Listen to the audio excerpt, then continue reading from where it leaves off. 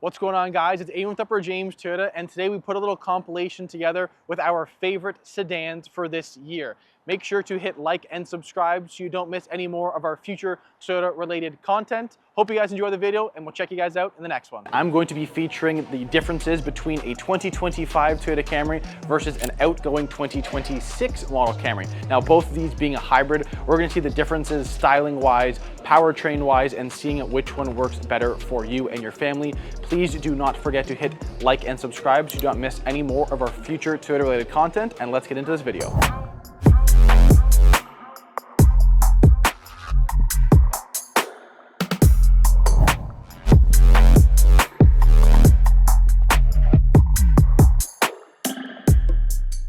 So talking about a couple differences, obviously one being a 2016 versus a 2025, 9 years of differences, and obviously this being 2 generations behind the 2025, there's going to be some very significant changes. So looking at the front end of a 2016 Camry, now this is an XLE model.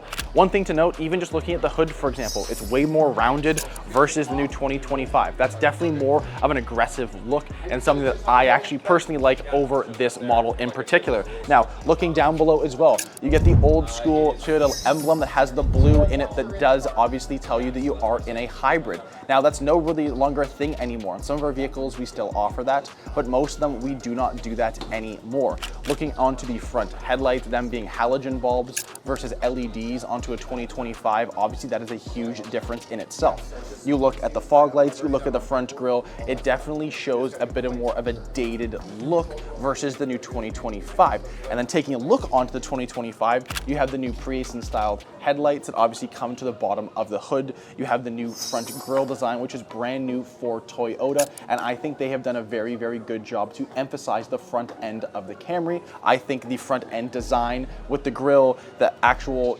functional air vents on the side, the front aggressive splitter on both corners of the bumper, headlights, and the hood has definitely given the new Camry a much more aggressive and a meaner look than the outgoing models. Taking a look onto the wheels of the outgoing Camry versus the new Camry, on the XLE package, you'll be getting 17-inch alloys, which are going to be all silver, which don't look bad. However, I am definitely someone who is in favor of kind of a two-tone or an all-black wheel, which the new 2025 Camry has, and it also is a 19-inch tire.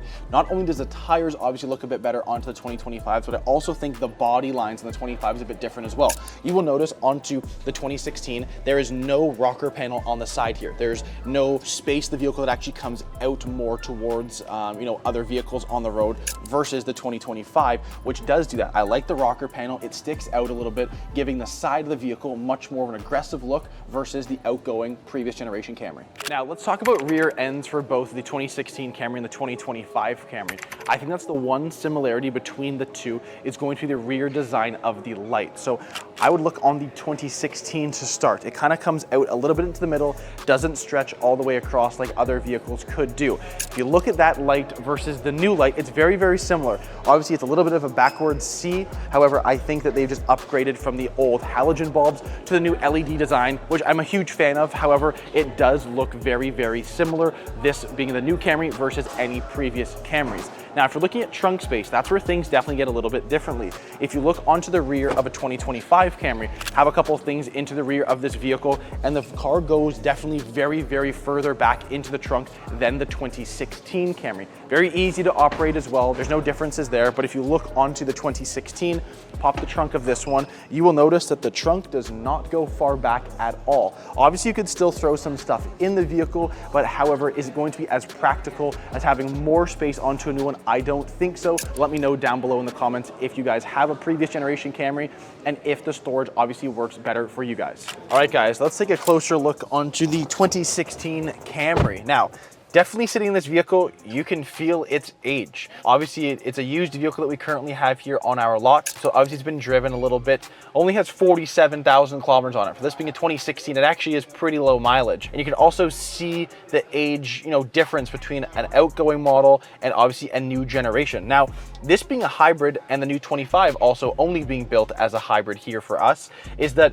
you can see it's using very, very old displays to actually display what the hybrid system is currently doing. The new multi-information display on the new 2025 Camrys obviously is a full digital tachometer. So there's no more needles, nothing like that. Onto the old 2016, obviously that was not something that Toyota was doing back then. So you still have the old school needles. It shows you a charge mode, an eco mode, and obviously your power mode, which kind of tells you if you're using the battery or if you're using the actual gas motor. Even this being an XLE model versus an XSE like that Camry is right now, they are both very, very similar package-wise. XLE, people say, is a little bit softer of a ride. It uses some different shocks and dampening springs to make the drive a little bit more comfortable and kind of more cloud-like, like a floaty feel to driving the vehicle. However, sitting inside of it, you really think, wow, Toyota has made a huge improvement and a lot of strides for new technology and new features for anyone inside of the vehicle. Now, you still do get some pretty great standard things even in a 2016. So obviously you still have heated seats, you have your eco modes, you have your EV modes, which is interesting as well. That's a small feature for most of our Toyota hybrids that we have. So you can basically operate the vehicle on strictly the hybrid motor for a small duration of time, which is great for bumper to bumper traffic. However, it's interesting to see that that's still a mode that they offer into 2024s and 2025s that was still around in 2016. Now, if you're looking at the layout of this vehicle sitting in here, it's definitely comfortable. I would definitely take the seats onto the new Camry. It has a bit more of a softer leather feel, and you definitely feel a bit more spacious in the Camry. They haven't changed the size of this vehicle a whole lot. However, sitting inside the vehicle, I don't know if it's just the displays are different, the way the layout on the dash is different for both the driver and the passenger, but even having, a smaller 7-inch screen. To think this is a fully loaded vehicle with a 7-inch screen, maybe back in the day, that was, a very big feat for a company to obviously achieve and put into a vehicle. But for now, people would look into this vehicle and see that screen thinking, wow, that is very, very dated. And I'm going to agree with them that it is. But the whole layout, once you're actually in an old one versus a new one, you will definitely see the differences. So if you maybe drive a 16, an 18, a 2012, whatever the case may be, definitely come by to check out the new 2025 Camry. See if you're looking for a change, if you're even in the market to change up for a vehicle, you can come drive our test drive unit, because it definitely is a very, very big difference into the new ones versus the old ones. All right, guys, now let's take a peek into the rear of a 2016 Camry. Now, the big thing I'm going to notice is that I actually have a lot of headspace into this vehicle versus the 2025. I actually really could not sit upright in that vehicle without my head touching the roof. In this one, I could sit up more than fine, and I have quite a bit of space back here. So it actually, I think, is a bit more spacious. Maybe it's new body lines of a 2025, the more aggressive look. I know the trunk and the roof of it towards the rear seats into the trunk is a bit more sloped than this one. It's a bit more boxy of a sedan. But what I will say is that storage is still pretty decent. Obviously, you pull this down, a couple cup holders. You look into the actual door sills, you have 1, 2, 3 cup holders theoretically in both doors. So just in the rear seats of a Camry, you actually have 8 cup holders to use. Maybe a little overkill, but just something Toyota did to add a little bit more of a storage space back here. But a couple things definitely to note is that there's no spots to charge your phone. There's only just 2 vents back here. There's no climate control settings. Obviously, that's all set from the front end, and whoever's driving the vehicle or whoever's a passenger in the front can adjust the rear for you. But I definitely will say that that's one massive improvement they have made into the second row onto the new Camrys, is that they've definitely catered it more to people actually being in the rear seats for a long duration of time as well, because someone could sit back here for 10 minutes, no problem. But if you're taking this, especially as a hybrid, so it's great on gas, you probably take this for a nice long road trip, whether that's to the cottage, being in a vehicle that definitely has more, I don't want to say amenities, but I would say features catered to everyone in the vehicle. Obviously, driver has their own, passenger has their own, and the rear passengers have their own. I think that's a really, really good touch, and it's the way that most manufacturers are going onto their newer vehicles. So I think that's a massive improvement Toyota has made, and I'm really, really happy that now onto the 2025s, you definitely have a lot more features for everyone in the vehicle. All right, guys, now let's talk about powertrain and differences with fuel economy.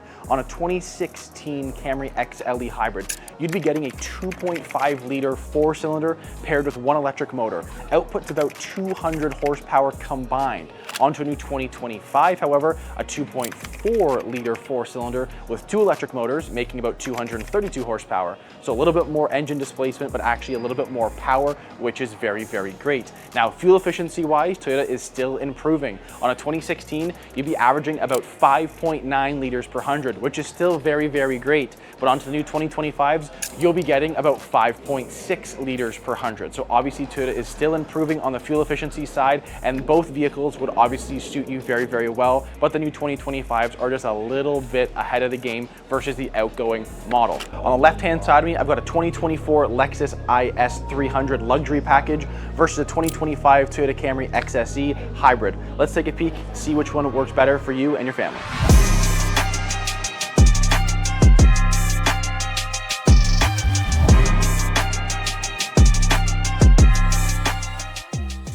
Let's talk about front ends for both the IS and the new Camry. So I'm gonna start with the IS first.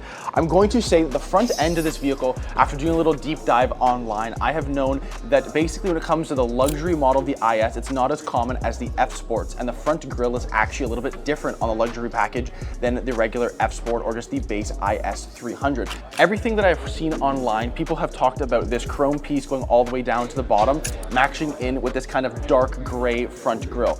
I'm actually gonna be a huge fan of this, especially paired up with this really cool reverse checkmark headlight. One thing to note is whenever you see a new IS on the road, which I think it's gonna be the 23 and above, is gonna have this new front end design with this headlight.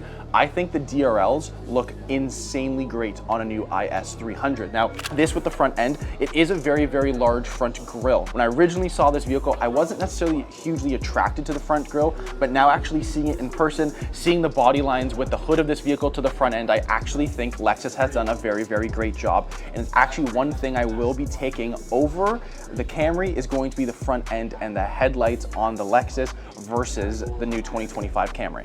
Now, onto the front end of the new Camry. If you're looking down here at the headlights, I'm a big fan of the new design. I did a Prius video not too long ago, and they kind of share the same headlight. So it starts on the bottom, loops back up into the bottom end of your hood. I think it looks really, really cool and obviously gives it a very, very great new front end design. Now, the front grille is very different for this year as well. It's basically the newest addition to the 2025 Camry and something that I think makes the car look very, very different. One thing I will be giving Toyota kudos for is that on the front end of the new Camry is that this actual functional air vent will actually be a little bit larger than the IS. I think the IS has a small little insert, doesn't look bad, but obviously when it comes to a front functional vent, you want something a bit larger. So I think Toyota's done a very, very great job, especially adding this interesting little splitter on both corners of the front bumper. I think they've done a very, very good job at keeping the vehicle very practical, yet a very, very aggressive look to such a practical everyday driving car.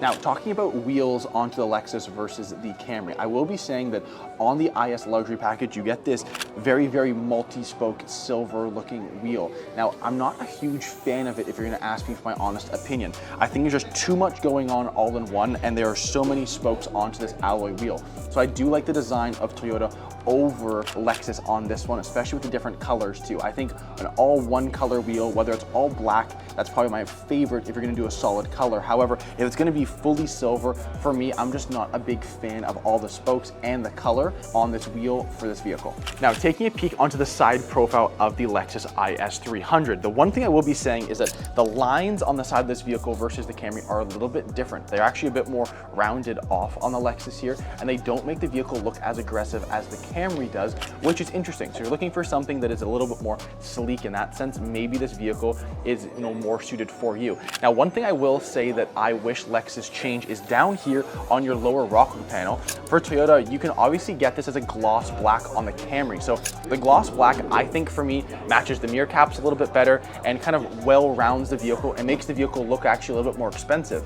I'm actually interested to think that Lexus didn't do that on this vehicle because the matte plastic definitely does not look as expensive versus the gloss. Now, talking rear end of the Lexus IS 300, I'm actually going to be saying I am very in favor for the rear of this vehicle. One thing to note on the vehicle that I think looks crazy good is their Lexus lights are phenomenal. So front end are great, rear end I also think they did a very good job. If you look on the rear here, you will see that their brake light actually comes across the entire stretch of the rear of the vehicle. So if you're ever driving the nighttime and you see this kind of little like horizon almost on the rear end of the Lexus, I think they've done a very, very good job to show off what this vehicle could look like with the lights on. Now, a couple things I will say though that I'm maybe not so in favor for is going to be down here on the rear bumper. I think that this not being white or just extending this down a little bit more would obviously make the vehicle look a little bit more well-rounded in my opinion. You guys can let me know down below what you think. But what I will say is having such a large trunk as plastic, I know why manufacturer would do that. So that obviously if you get into an accident on the vehicle, you're not replacing, you know, a massive full painted, full body framed panels. It's just more so a plastic bumper cover, which I can understand. However, on a Lexus, and especially at this price point, getting into a new IS and as a luxury package, I would think that maybe this would be deleted and they'd actually add in the actual panels of the vehicle painted in the color that you order your new Lexus in. Now, looking into the trunk space of the IS 300. Now, I put these chairs in the Camry beforehand to see what the space on the inside can do and what that looks like while actually holding something in the trunk of the vehicle. We put the same chairs, same configuration into the rear of this vehicle. And what I will say is that the trunk actually looks a little bit smaller actually in this one. It's not as deep, doesn't go as far back into the vehicle. I'm definitely interested to see what it looks like now on the inside and the rear seat of the Lexus, because I was talking about that on the Camry beforehand. That's a little bit tight for someone at my height. So I'm interested to see obviously if the maybe a little bit smaller trunk space has obviously opened up the rear for any rear passengers into the back of a Lexus. All right, now looking onto the rear of the 2025 Toyota Camry. So let's begin XSE. You're gonna be seeing down below here, it's gonna say XSE all in black, which I think is gonna be a really good pop, especially on a vehicle that is all black. Now, looking onto the rear of the vehicle, I'm going to say this is probably the only part of the vehicle that actually looks similar to the outgoing model. So this being a 9th generation Camry, I still think that the rear end is probably the only area of this vehicle that you can actually see a comparison versus the outgoing 8th generation Camry. Now, looking at trunk space on this vehicle, because obviously this being one of our larger sedans, you still need a lot of trunk space for practicality to have this vehicle as a daily driver. Now, if you open up the trunk, the cool thing is it's now centered to the right of the logo. It actually used to be under the logo before. Now it's all the way here over to the right. Now we have some lawn chairs put in here. 2 big ones, a little small one. However, you can still see how far back this trunk actually goes. So if you're gonna use it for groceries, going to the beach, transporting anything, you're definitely still gonna have a lot of space into the new design for a Toyota Camry. Okay, now taking a step into the inside of the IS 300 luxury package. So, a couple things to note off the bat is that comparing this to the new Camry, I was saying that with the outgoing model for the Camry and the new redesigned generation as a 9th generation Camry, that everything feels a bit more premium in that vehicle. Now, I think that's still very, very true against the Camry. What I will say is that this inside feels 5 times the premium feel like the Camry does. For example, the feeling of the leather, the feeling of the dash, the steering wheel, kind of where you're sitting and how you actually feel inside the seats, which are super, super soft and very, very comfortable. It does feel very, very luxurious. However, is it worth the price difference? That's obviously up to you guys. Now, looking on the inside, I will say though, my parents have had Lexuses before in the past. I've obviously driven quite a few Lexuses because we do obviously have quite a few used ones here at our dealership. And I will say is that for a 2024, the inside of this vehicle really looks the same as other previous Lexuses. You still have this little touchpad down here. The backup camera still isn't, as great as you'd expect a 2024 model to be. The way things are laid out, the way the knobs looked, all the shifters look. I remember my papa had like an ES 350 and it was like a 2014 or a 2015, and his shifter looks very, very similar to this one, which is interesting how they haven't changed it in obviously so many years. It is laid out very, very nice. The way that this all feels and the way that you actually feel inside the vehicle, I think Lexus has done actually a pretty good job. A couple of things definitely to note though is that you only have one sunroof. There's no panoramic moonroof in this vehicle. So obviously if you see my videos before, I'm a huge fan of having that, sunroof that extends into the second row. Now, I was doing a couple comparison videos and looking at a couple of videos before actually taking this video and shooting this video here, and people were saying that there is a hump on the right leg of the driver. So I'm a bit taller, and obviously the way my leg sits down, there actually is this little hump on the bottom where my leg would go. I've seen some people say they don't mind the hump. They kind of put their leg up a little bit more and they don't feel it. Well, I do feel it, and I will actually say it's not the worst thing. I know that it's not there for a driver's like leg rest, or maybe if it is, you guys can correct me in the comments. However, people have said that that's just the way that the transmission actually goes underneath the vehicle down the center of it, and that's why they had to kind of incorporate the hump into the interior of the vehicle. With that being said, on the inside of this car, you still are getting quite a few great options: cooled seats, heated steering wheel. But if you're going to compare this versus the Camry, for example, which comes in at a much higher price tag, you don't get JBL sound system. There's no heads-up display, no panoramic sunroof. So for me, I'm going to go Toyota on this one all day long as the interior. I wish they had maybe some of the finishes of the Lexus inside the Camry, but you know, the screen's smaller, your multi-information display, it's not digital. It has the old school needles on it, which I know you can option between F Sports and whatnot. I think Toyota has done a very good job comparing to this vehicle in particular. Now, the one thing I also will say is that I drove this vehicle on the weekend to kind of get a driving feel for it, because obviously, you know, this does drive a little bit differently than the Camry. One thing I will say is that the turn signals are very interesting as well. So typically on a turn signal, you push it down once and it'll blink 3 times for you to change a lane. And if you push it down twice, it typically will stay down there until you've made your turn, and then it'll snap back up like most turn signals. But a Lexus, you actually push it twice down and it comes back up for you. So it's a little weird learning curve to note.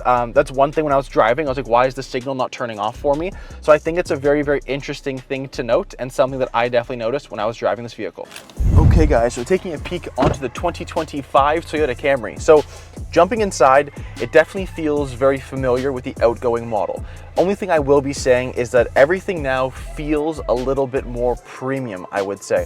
You feel the steering wheel, you feel the leather, you feel the seats. Everything they've done and the finishes that they've left on the vehicle definitely make the car feel a little bit more expensive, which I think is a really, really nice touch that Toyota is doing. It kind of more feels like a Lexus in a sense. This versus the outgoing model, a lot of things have changed. So standard on an XSE model, for example, JBL sound system, cooled seats, heated seats, full panoramic moonroof on the vehicle. You're getting a 12.3 touch display with wireless Apple CarPlay, Android Auto, Sirius XM. You have all the new features and the new safety sense features. You actually have TSS 3.0, which definitely needed an update from the outgoing model, having 2.5 plus. So having this and all of the newest features obviously will be keeping you and the people inside the vehicle very, very safe.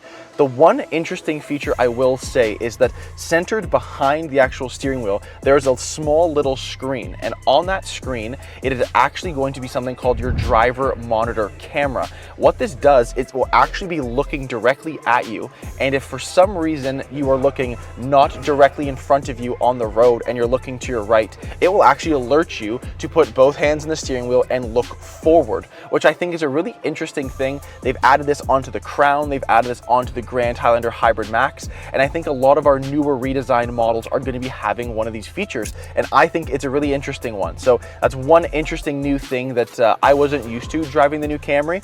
However, when you're sitting in here, it feels luxurious. That's the easiest way I could kind of put it. Everything about that, the way things are laid out with the new screens and the improvements that they've made. Obviously, this is being a top of the end model for us, but even the outgoing previous generation, you know, you'd start from a 7-inch screen and you could work up to a 9-inch screen. Well, now in the new 2025, you start at an 8-inch screen and you can work your way all the way up to a 12.3-inch screen. So they've definitely added a couple new things here. Talking about the seats, that's one interesting thing.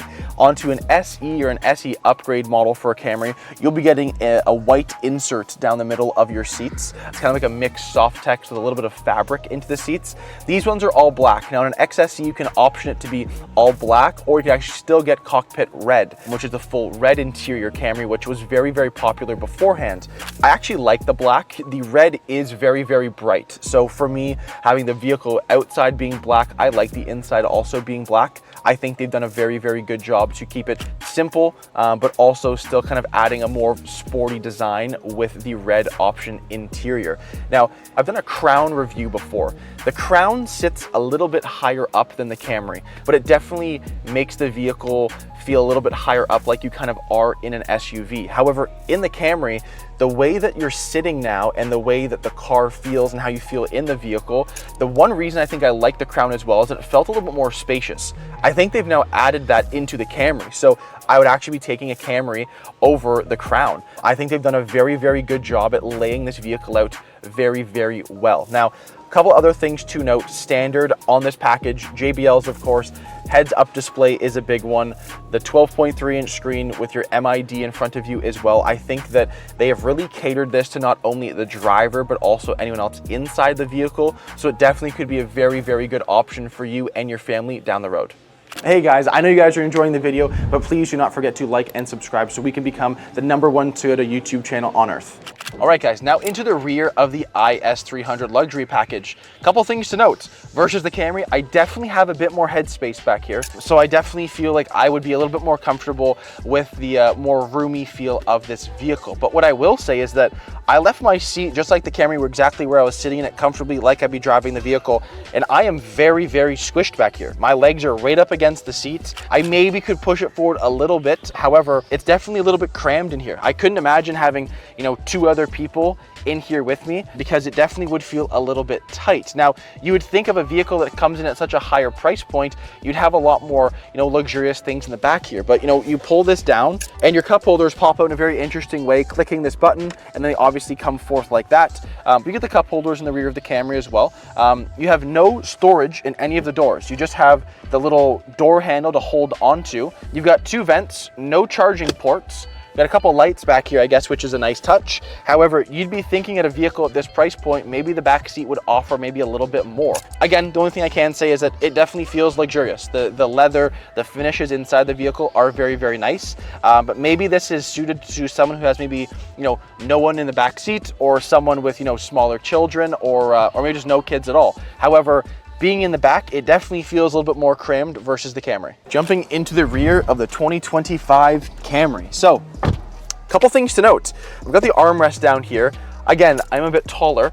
I am right on the cusp in the back seat here. So I don't really know if I slouch down a little bit, maybe it'd be a little bit more comfortable for me. But if I was actually sitting completely upright, I would be kind of right on the roof of the new Camry. So I think I'd be definitely more suitable to go in the front of the vehicle rather than the rear. With that being said though, it's still very, very comfortable. It's still very, very spacious. Now, obviously just being myself in the vehicle right now, if you added someone into the second seat in the middle here and then one on the other side, it might be a little squishy back here. But just for myself right now, or if I had one other person next to me here, I think it'd be more than fine and I would be comfortable to go on a nice ride. Now, a couple things I will say. It's interesting onto the XSE, because if you go XLE on a Camry, you get a couple more luxury features. But I thought it's interesting on the XSE, they didn't add heated rear seats onto the Camry. I thought they probably would for the new design. I know that, that's a common feature nowadays, is having heated rear seats. They don't have that on this vehicle, which I think is interesting. You look down here and you feel around, you've got a couple USB-C ports. You got 2 of them actually, so you can flip them down. Obviously you can plug in your stuff, but that's really it back here. There's no, climate control. There's just some vents down here, some cup holders in the center. If you guys have watched the videos before, you guys know that I love a moonroof that comes all the way back into the second row. And I think that if that wasn't into the second row, you would feel a lot more claustrophobic in the back of this vehicle. With that being said, I still think they've done a very, very good job redesigning this vehicle. For a vehicle to be around for as long as the Camry has been, to have that going on the market for its 9th generation, it hasn't had a redesign since 2018. I think that there's a lot of high hopes from, customers of Toyota, and obviously such a large brand. And people were wondering what's going to happen when they redesign the Camry. Is it going to look, over the top? Is it going to be too futuristic? Is it going to look like the previous generation? That's a question a lot of my customers have asked, was that, what's going to happen for the new Camry? I'm so happy to not only be able to drive one, have one here as a test drive unit, because this is what this vehicle is here for. It's a test drive unit vehicle, but I think they've done a very, very good job. The only thing that I'm necessarily not the biggest fan of, I'm going to say, is yes, the back room here is not the greatest for headroom. I don't like how there's no heated seats in the back, but other than that, I think this would be a very, very good practical car for you and your family moving down the road. Okay guys, let's talk some differences over some numbers with these two vehicles. On the Lexus, you'll be getting a 3.5 V6. It's gonna be making about 260 horsepower, but you'll be averaging about 10.6 liters per 100, which is premium fuel. You have to remember that as well. Versus the Camry, which is gonna be a 2.5 4-cylinder, making about 232 horsepower, averaging about 5.6 liters per 100. Today, we're gonna be taking a closer look at two very, very popular sedans. To the right of me is going to be a 2021 Corolla SE upgrade in white, and to the left of me is a 2022 Hyundai Elantra Sun and Tech package. We're gonna compare the two of them together, see what's similar, see what's different. We're gonna take a closer look. Make sure to subscribe and let's get into the video.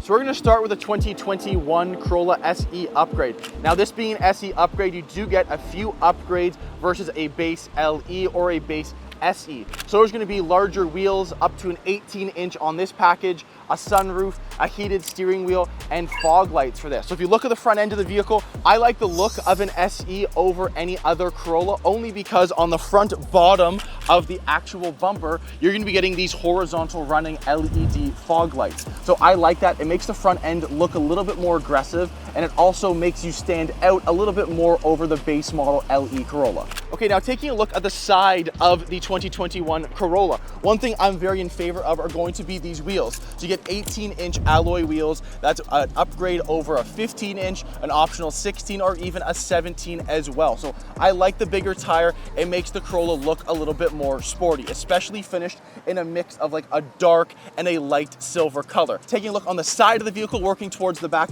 I like the black rocker panel. I think that that is a great color contrast, especially with the vehicle featured in white. Now we're gonna take a look at the rear of the vehicle, see what the space has to offer for you, and see if you can see yourself in this vehicle as an everyday commuter car. Now on the back of the Corolla, one thing I've always been very surprised with is that the back of the Corolla inside, when you open up the trunk, there's no power trunk, it's a simple lift and you open up, you have quite a lot of space in this vehicle. Now with that being said, you can fold down the second row seats and kind of extend that into the actual length of the vehicle to add anything else in. But one thing I will say is on any Corolla or most of our vehicles, one thing that is standard you can do from the factory, this is the way the vehicle came directly from Toyota. So it comes with a silver Toyota logo and a silver Corolla saying as well. However, you can simply black them out looking like this really quickly. And from there, you make the car go from an original looking vehicle to something a little bit more sporty. And especially on a white exterior, I think it's a really cool accessory you can add to make it look a little bit sportier. Now we're gonna start looking at the front end of the 2022 Elantra. Now this compared to the Corolla, one's being, Toyota, one's being a Hyundai. However, I actually do prefer the front end of an Elantra. I think the front grille and the design of an aggressive front end looks very appealing for someone like myself. Now, the one thing to note is that you will not see on the bumper in any location here that there are fog lights. So if you're gonna be looking at visibility from the front end or what's gonna look better in the nighttime while you're driving it, I'm still gonna be taking the Corolla. However, just in the daytime, I do like the front end and the way that the vehicle and the headlights kind of cater more towards the front in a more aggressive way. Okay, now we're gonna be taking a look at the side profile of the Hyundai Elantra. Now, one thing I'm actually going to be in favor for as well on this, all black alloy wheels. So I like it on this vehicle, especially featured in white, just like the Corolla. Now, the one thing I will mention that I do like the Corolla a little bit more over this wheel is the fact that this one is gonna be a 16-inch versus an 18 on a Corolla. So for me, I think a larger wheel makes the gap in the tire and the tire well look a little bit better for me. However, you guys can let me know in the comments which one you like a little bit better. Now we're on to the back of the 2022 Elantra. Now, one thing I will like versus the Corolla yet again is going to be, I like the rear taillight of this. I like how it stretches completely across the trunk, and I like the look of that. It just gives it more of a newer or more futuristic look. Now, I do know this is a 2022 versus a 2021. However, even a 2022 Corolla did not have this feature either. But taking a look into the trunk space, that's where things are a little bit different. Now, when you open it up, it's actually a pretty easy open, and you do have actually a bit more space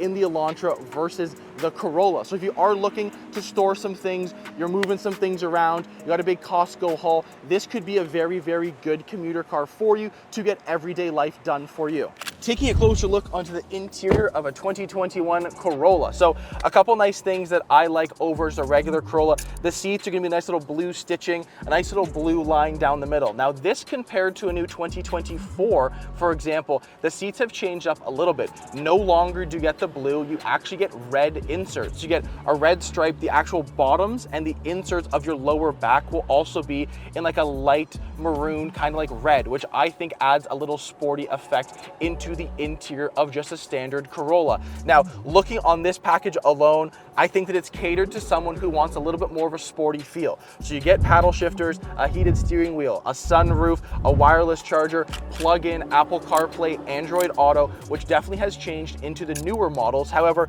if you're still looking at a Corolla that is, you know, a few years old, or in this case, a 2021, standard from the factory, you still do get a lot of features that are included in a newer vehicle. So it could be a really, really good pick, and also could be a little bit less money to spend versus a brand new one. And now we're gonna quickly go take a peek on the rear of the Corolla and see if they're comfortable. Now, taking a step into the rear, definitely a little bit more crammed for someone that's a bit taller. However, I actually still am pretty comfortable. The headspace in this is actually pretty good. Now, this versus a hatchback is where things would get very, very different. With the sloped back, you do lose a little bit of the height for your rear passengers. However, I left the seat exactly where I was driving this vehicle. I've got just enough leg room that I'm more than fine to sit comfortably in the rear. Now, standard on a Corolla as well, you can obviously bring down the center here, a couple cup holders in the middle. However, some things you will not find on a 2021 Corolla. You do not have any rear vents in the back here. You also do not have any USB-C ports or USB ports to charge up your devices. So if you're looking for a car that's going to be catered to whether passengers in the back, whether those smaller kids or on a long road trip, make sure your stuff is charged, because someone sitting in the rear would not be able to do so in this vehicle. Now, taking a look onto the interior of a Hyundai Elantra. Now, a couple of things to note. These are very, very comparable package-wise. So cloth seats, sunroof, heated steering wheel, heated seats are also standard. Now, a couple of things that Toyota might have a slight edge on. The screen is going to be a little bit bigger in a Corolla, and also this hand rest. I can understand why it's practical if you're holding on a tight corner, or just to kind of have your hand rest there, which could be comfortable for some people. However, it does obviously limit some of the interior space, especially for your passenger. Having this high rising wall that comes way above your knee definitely makes you feel a little bit more crammed inside of the vehicle. With that being said though, the steering wheel layout, everything on this vehicle is very similar to a Corolla, same with the features. Now, the one thing I will note is that you do not get paddle shifters on an Elantra, or at least on this package. And a couple of other things too, you do get intermittent wipers on this, which are rain sensing wipers that just basically judges how much rain is on your windshield and will obviously wipe accordingly. However, this being a little bit larger of a sedan, I actually do feel pretty comfortable here. I have a lot of space. I'm not crammed in here, so obviously you and any of your passengers would be feeling more than comfortable on a nice long road trip. Now we're gonna take a look on the rear seats of the Elantra and see how comfortable they are. Taking a step into the rear of the Elantra. Couple things to note, which I actually realized this once I was in the front, was that I actually really do like these seats. They're very, very comfy, and they're very, very cushiony as well. So easy to clean, very, very nice if you have any smaller kids or someone like maybe spilling something in the back or in the front. I actually really am a fan of these seats. One thing too, being in the rear, is I like the cutout that they're making on the rear of the front seats in a Hyundai. Now, in this sense, because I am someone that's a bit taller, I like how the cutouts are catered to someone who maybe has longer legs. So I can actually extend my legs a bit more, or if they're actually even a bit longer, I'll be more than comfortable in the rear here. Now, looking at the rear of this vehicle versus the Corolla, it's very similar to that. You fold down, you don't fold it down. There is no rear folding section of your center seat back here. So the only two cup holders that you have are actually built into the door. There's no armrest for two people sitting back here. So I think that could be something that's very, very interesting and controversial for anyone sitting in the rear. I would preferably like something to put my arm down to make it more comfortable for myself. You guys can let me know down below. So let's talk fuel economy for both of these vehicles. Now, both of them being front wheel drive, the biggest difference is going to be transmission. You get a CVT on a Toyota Corolla, you get an IVT on a Hyundai Elantra. Now, what that's gonna do, the Corolla is going to give you a little bit better fuel efficiency. You'll be averaging around 5 liters per 100 on a gas model Corolla at this model year, versus the Elantra up to about 7 liters per 100. That's a very, very big difference. I know the Elantra is a little bit larger than the Corolla, Corolla. However, for a small vehicle at this size, I'm gonna be taking the Corolla's fuel efficiency over the Elantra. Okay, now talking pricing on these vehicles. When these things were brand new, model MSRP for a 2021 Corolla SE upgrade was $26,570 versus an Elantra coming in at $23,599. So you do save a little bit on the Elantra side of things. You do save a lot though on the Corolla. Now, if you're gonna ask me which one I'm gonna pick, I'm always gonna be in favor of a Toyota, so I'm gonna go with the Toyota Corolla all day long. You guys can let me know down below in the comments. Thanks so much, guys, for watching this video comparing the Corolla versus the Elantra. If you wanna see any more videos like this, please make sure to subscribe so you don't miss any more of our future Toyota related content, and we'll see you guys in the next video.